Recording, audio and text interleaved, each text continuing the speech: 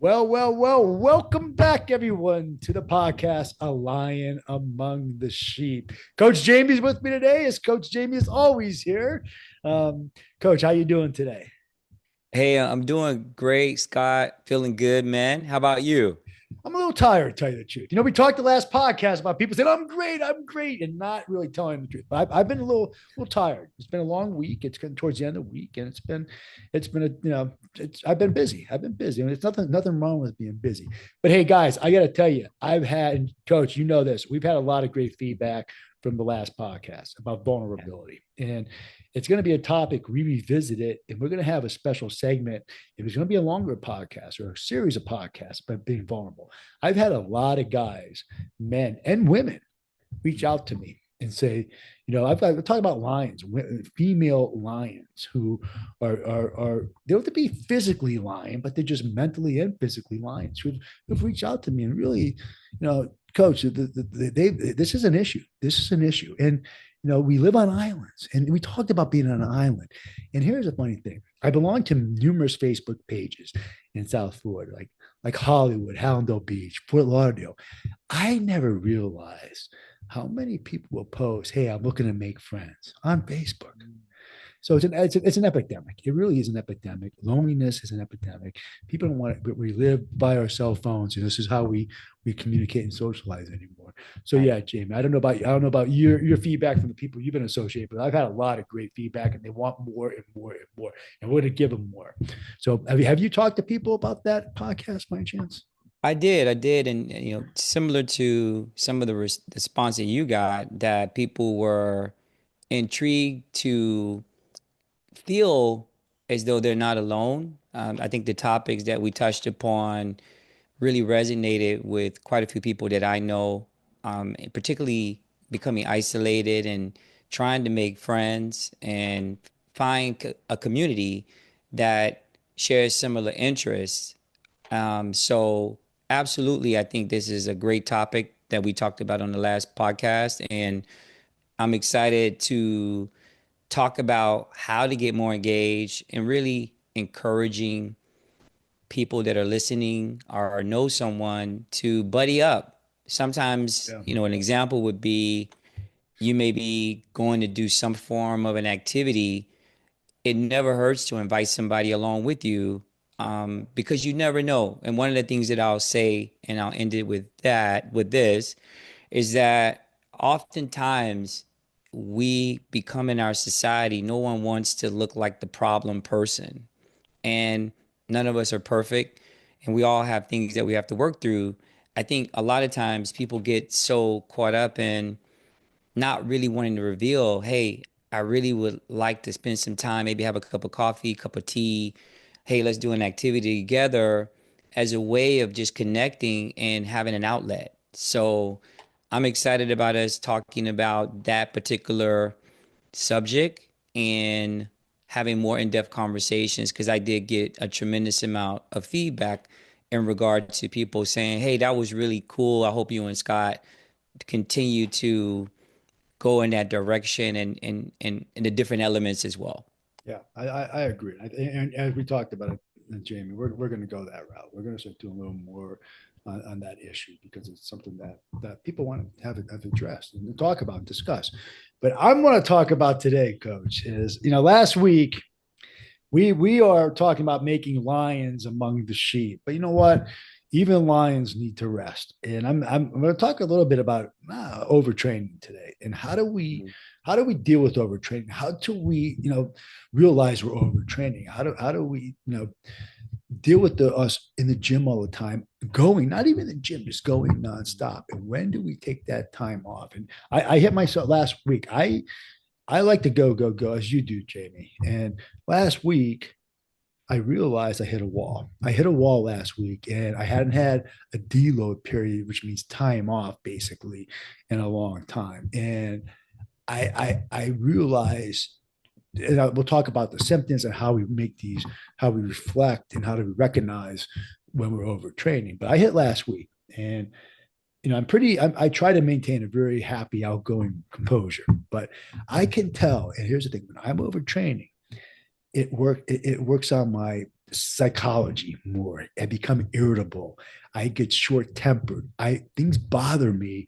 That's the first. That's before really the physical aspect comes in. Like somebody will cut me off, and if you want to cut me off, and as long as you don't kill me, go right ahead. You got to hurry up home. That's fine. But I saw little road rage issues. Not that I went out and beat anybody up, but anger, little anger issues. So that's the first Yeah. sign I had, and then my body started aching. My joints were aching, and I've talked to, and then I just felt down. I go to the gym, not even wanting to go to the gym, not wanting to train, not wanting to play tennis, not wanting to be with clients. I go to the gym sometimes, and I Mhm. sit in the parking lot, and I have to debate whether to go in or not. It's like just I end up going in, but then Yeah. I realized, and so I took 4 or 5 days off from the gym from doing anything last week. It was great. It was over Thanksgiving week, and it was time to relax and reflect, and and in the same vein, a couple of my friends who are big power lifters, they've been doing win rep maximums on their deadlifts a few weeks ago. And then Mhm. last Saturday, they went and they were doing a friendly competition down at Broward Strength, Performance and Strength, just Right. doing deadlifts. And they said we were 100 pounds below our one rep max. And they were Right. talking about central nervous system fatigue. And we'll talk about that as well. But have you ever had that happen, Jamie, where you just like hit the wall? It's like enough anytime? No, I can relate. It's always a challenge for me to find the right balance because for me, fitness is mental health. It's a part of having good mental health, and obviously the other contributing factors that you typically have, overall good cardiovascular when you exercise. Obviously, we talk about maintaining strength, but I think the habit of going is such a part of what I do every day that, to your point, I can see and how yourself and others, including me, kind of go down the rabbit hole of just it becomes such a routine that I feel funny if I don't go. Like I feel Right, like right, somehow I'm not, even though I've gone say 4 or 5 times, and that could be a bit much for someone who's just going to maintain and or, whatever someone's goals are. But I found for myself as well, I start having more issues with aches and pains. And then I find like I get little nick and knack kind of things with like tendonitis in my elbow, right, or, I'll feel my shoulders primarily would kind of ache a little bit. And so I have had that experience. And but what the solution has been for me, or what I've tried to incorporate, is I've tried to decrease the amount of time of my sessions, and decreased the amount of, say, sets I do per exercise. right. And I've also, as you know, I've talked with you, I've implemented some of the sauna with the red light therapy and things to offset. But ultimately, um, how to manage overtraining where it doesn't become an issue. Because as you know, the more you overtrain, the more likely you are that you're going to have to take a point in time where you're going to have to not do anything at all. And Right. ultimately, that is not what any of us want to do. So, but that's been my strategy, is to implement yoga, doing other forms of exercises outside of just the type of stuff we talk about, high intensity. We talk about, doing very aggressive lifting and so forth. So I've really tried to mix it up a bit for myself. Right. Now that's wonderful, and that's a way we can confront and actually deal with overtraining and how to Yeah. reduce overtraining. So Yeah. what I want to do is first talk about the signs. What are the symptoms that you're overtraining? You may not realize you're overtraining, and there's different levels. It's overtraining. Overtraining syndrome is very, very. That's when your levels are so thrown off. It could take weeks and weeks to recover. Most people don't get Right. to overtraining syndrome. That's at Right. the very end of the spectrum. Usually, it's called overreaching, where we're training beyond our Mhm. ability to recover, and that's where our cortisol levels get up, our heart rate gets elevated, creatine kinase is elevated because it's ripping down the muscles. So that is usually where most people go. And then by the time you get Right. overtraining syndrome, you really have to take a month off. So the Yeah. symptoms that I've found, JB, and I've had these, it's where I don't sleep well. I don't, Mm, my lack of concentration, my hmm. motivations decreased. I get a little anxious, anxiety increases. Maybe get Sure. down a little depression once in a while. Get down the dumps. Yeah. Listen, we're humans. Yeah. We all get Right. depressed. If anybody says they never get depressed, they're lying. Okay. Just my muscle. I'm sure you've had this delayed onset muscle soreness. You might work Yeah. out hard one day. Normally you're sore the next day. But if you're not Hmm. getting sore for 2, 3 days, it's probably a symptom and a sign of overtraining. And Yeah. so I've had that happen. That's what was happening. I'd work out, do a great squat leg day. Next day I wasn't sore at all. 2 days later I couldn't walk. So Yeah. that's one of the big signs. And you wouldn't think that Right. to be the case. And you know what? It's just the lack of performance in the gym. Our strength Hmm. goes down because our body's getting so ripped apart. And that's why the Right. creatine kinase goes up, because that's the build. It takes more creatine kinase to build our muscles. That's just dripping down the muscles. So Yeah. I don't know if you've experienced these signs. And listen, you took a week off to go to California, though. I don't Yeah. think you trained hard on. So you had a little downtime, but that's what you need, though. That is, when I Yeah. go on vacation, Jamie, I vacate. I vacate from lifting. I used to, when I was younger, I want to look buff at the beach. I'd come down Right. to Florida. I'd be lifting. It's like now it's like if I go on vacation, I vacate. I eat well. If I'm going Yeah. swimming, ski, whatever I'm doing, I enjoy. Right. But I don't know if you've had any of these signs of overtraining in your. So I know you're in the gym every day. You're doing I something every am. day. I am doing something every day, and that's my Achilles heel, man. I am every day, but I really am trying hard to discipline myself to just be more conscious. And as you alluded to, the longevity, it's a marathon, it's not a sprint. Right. And I have experienced example, I had issues with my back because I love doing deadlifts. It's one of my favorite exercises. And but I was doing bent over rows, I was doing deadlifts, and those exercises are very much a big part of, utilizing the back. And then I was also doing Olympic lifts on lots of compound movements where things were, and I was really challenging myself. So I'm working on it, but I definitely have. But what I have over the last, say, I would say honestly, 8 weeks, Scott, I've made dramatic improvements because I'm more aware and I've actually felt better. I think I mentioned to you, Absolutely, I did. I did a class, something different that was more hit workout type, shorter sessions, less weight. And they did some body weight exercises as a part of that. Because I think for me, and I'm sure people can relate, the gym is a refuge for me. It's like my thinking box.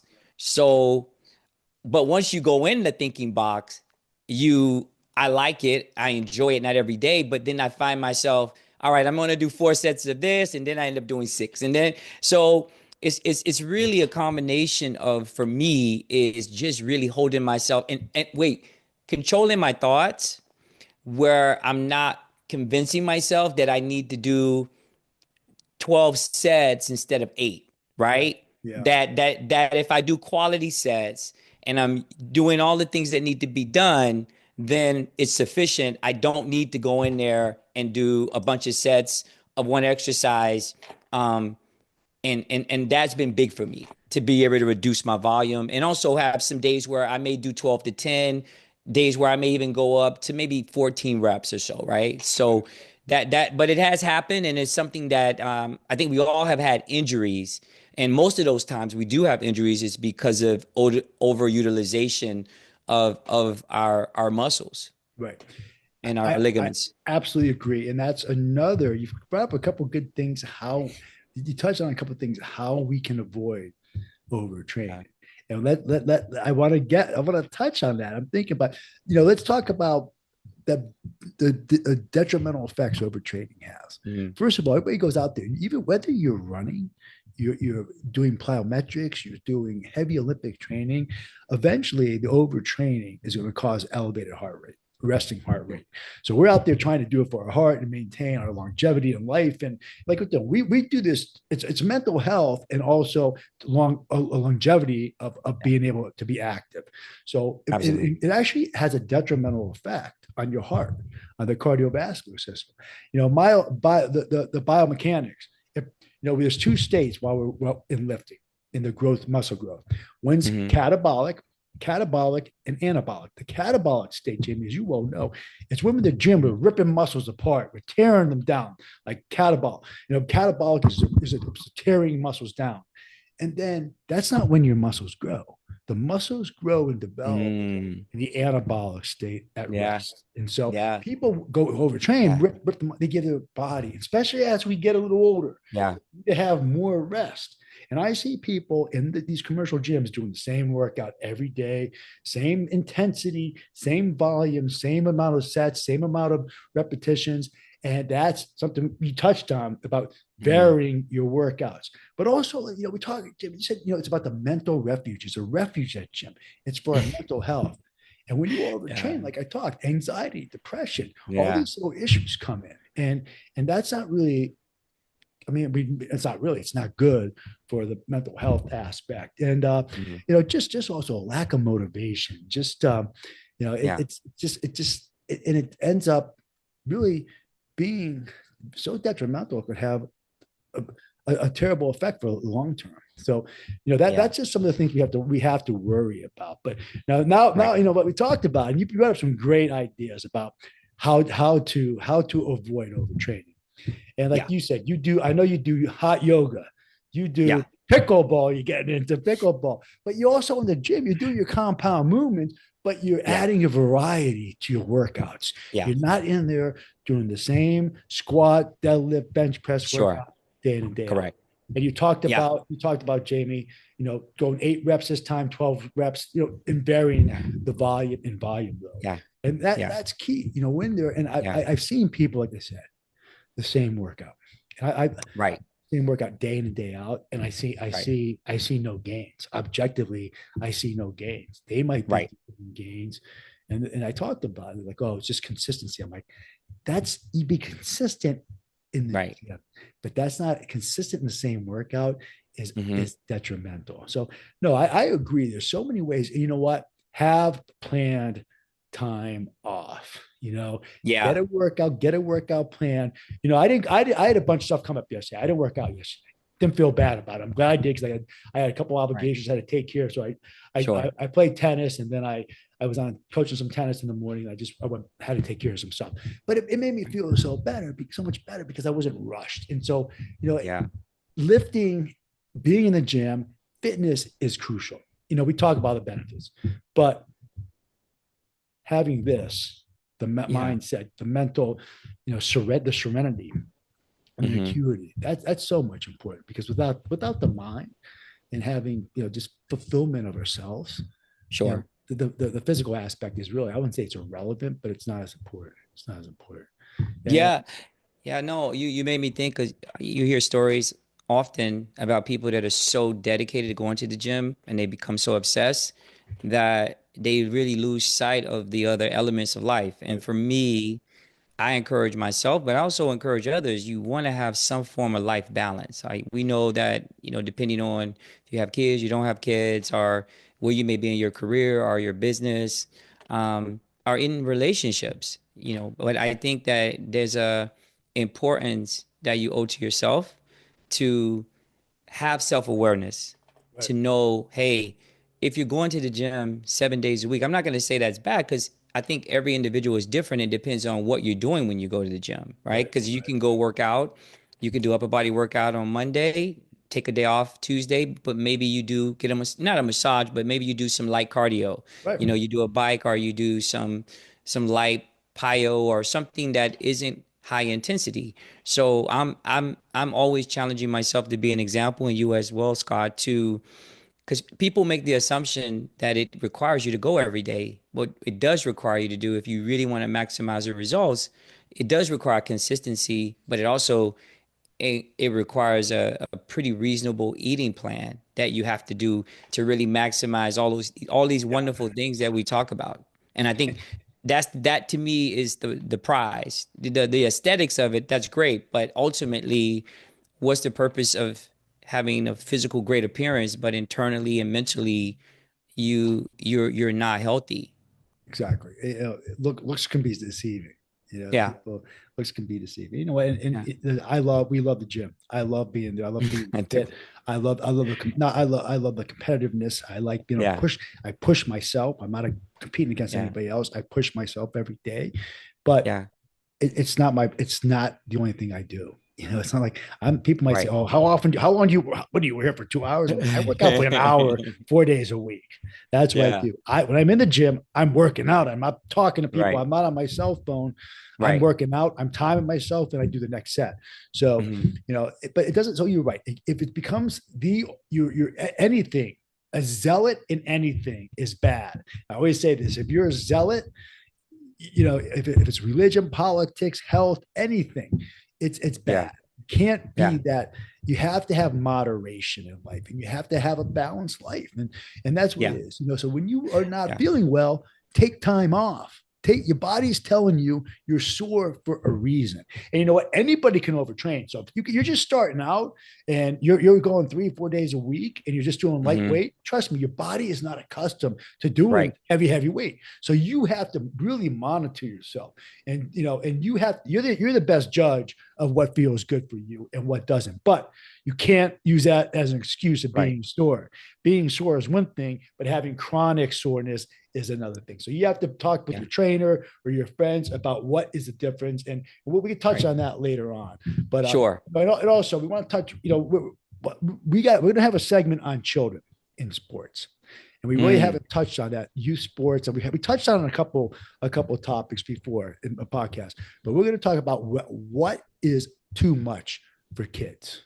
Hmm. Now, when is it too much? And Yeah. I'm not even go into it because once we get into it, we'll be here for another 25 minutes, Jamie. I know the way we are because there's so much to Yeah, I talk about. know. But Yeah. yeah, so just think about it. If you're overtraining, if you want to reach out to us and ask what our opinion is, you can tell us what you're doing, and we'll let you know if we think you're overtraining. It'll be, I don't have an intimate knowledge of all the training, but I could probably give you an idea whether you are or not. So we could coach Jamie. So Right. want to reach out Yeah. to us? Hey guys, we enjoy you guys being on board with us. We love what we do. We love this podcast. Jamie, I know you're having a good time doing it. I know it's I insightful. do, man. Yeah, I Yeah, do, man. I love people. We both do. We love people. I love seeing people have great success and leveraging our experiences, both good and bad, because there's always lessons in everything that we do, and how we can have conversations like this. And I'll say this part of that is particularly when we're in the holidays. There's been a number of different meetings that I've had that it's come up about how we talked about people being isolated. And this is the time of the year where people feel the most loneliness in their lives. absolutely. And I just do, and I'm sure you want to as well, just extend, get involved, make a phone call, identify someone who you have a high level of trust with, that you respect how they live. None of us are perfect. However, it's not okay to keep yourself alone believing that there's nothing you can do to better your situation. Right. So that was just something that was really in my heart to say, because over the last several days from Monday, I just had so many interesting conversation and coaching with clients and just working with in business, with people who have really had some difficult challenges with themselves. And it's okay not to be okay. It's even more okay to know that you're not, or even feel that you may not, and not be afraid to say you need help. Absolutely. Absolutely. Yeah. And you reach out to people, you know, we have a past. Everybody has pasts. Everybody has a story. So don't think because of the way someone looks, the way they act, or Yeah, how much money absolutely. they have in their bank, that they're any different from you and I. Because you know what? Down deep, we're all the same. We're We're all the same. all the same. We all want to be a part of something good. We've all had experiences that have created fear and some form of anxiety in all of us. Right. But I think the goal is that recognizing you're not alone and that there's nothing that cannot be turned around and get a better outcome, Scott. So kudos to you, man. I always Oh, enjoy us having really heart to heart conversations and really wanting to make a meaningful difference and helping others. And we help ourselves too, right, I right. think. No, Yeah. absolutely. Now, listen, my friend who does strongman sent me the thing on my central nervous system fatigue. I haven't even touched on it with overtraining because we can go on this topic a lot. We'll touch on that topic maybe not next time, because next time we're going to do on youth sports. But down the Mhm. road, we'll talk on central nervous system fatigue. And that's another big element of overtraining. So, guys, hey, we enjoy you being on board with us. We thank you for your, watching us. And hey, we're going to have more guests soon. We got a couple young ladies going to be coming on soon. And it's going to be a lot of fun, a lot of fun. We welcome your comments. Please, if you like what we're Yes. doing, hit like and subscribe. Share it with Yeah. your friends who have Yeah. similar mindset, who's looking for something, who's looking for help in so many. We're trying to do, we're trying to touch Coach James in so many aspects, and we're looking Yeah. forward to delving into more. So, you guys, thank you for joining us. Have a good weekend, and we'll see you next week. God bless you guys. All right. God bless everyone.